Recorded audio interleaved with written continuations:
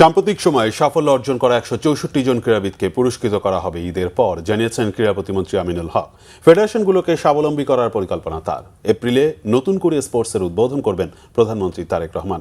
জাতীয় সংসদ অধিবেশনের প্রথম দিনে মিরপুরে প্রতিমন্ত্রীর কার্যালয়ে ক্রীড়া সাংবাদিকদের জন্য ইফতার ও দোয়ার আয়োজন করা হয়।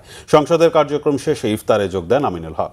গণমাধ্যম কর্মীদের সাথে কুশল বিনিময় করেন তিনি। সবার সাথে শরীক হন দোয়ায়। বাংলাদেশের উন্নতি ও ক্রীড়াঙ্গনের উন্নতি কামনা করা হয় মোনাজাতে।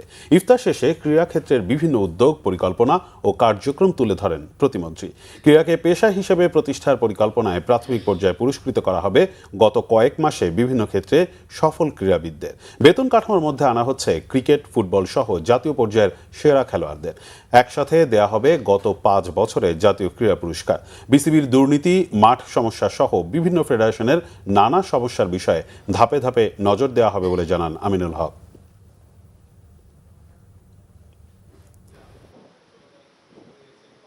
ইশতেহারে যে আমাদের যে পরিকল্পনাগুলো রয়েছে সেভাবে আমরা পুরস্কার প্রাপ্ত কারা হবে সেটাও আমরা বাছাই করতে চাই। ফুটবল, ক্রিকেট, আমাদের প্যারা অলিম্পিক, আরও বিভিন্ন ইভেন্টে যারা সাফল্য বয়ে নিয়ে এসছে আন্তর্জাতিকভাবে, আমরা সেই সকল খেলোয়াড়দেরকে সম্মাননা প্রদান করতে যাচ্ছি এবং সেটি আমাদের মাননীয় প্রধানমন্ত্রীর উপস্থিতিতে তিনি এই সম্মাননাটুকু আমাদের সকল ক্রীড়াবিদদের হাতে তুলে দিবেন। ৫০০ জনের একটি তালিকা করে প্রাথমিক পর্যায়ে আমরা তাদেরকে বেতন কাঠামোর ভিতরে অন্তর্ভুক্ত করতে যাচ্ছি। ২১, ২২, ২৩, ২৪ এবং ২৫ এই ৫টি বছরের যারা জাতীয় পুরস্কার প্রাপ্ত হবেন তাদেরকে সেই জাতীয় পুরস্কার প্রদান করতে চাই। ৭টি ইভেন্টকে আমরা বাছাই করে আমরা নতুন করে স্পোর্টস অনূর্ধ্ব ১২ থেকে ১৪ বছরের প্রতিভাবান খেলোয়াড়দেরকে নিয়ে আমরা শুরু করতে যাচ্ছি এবং সেটি আনুষ্ঠানিকভাবে ৩০শে এপ্রিল আমরা আশা করছি যে আমাদের মাননীয় প্রধানমন্ত্রী তিনি উদ্বোধন করবেন।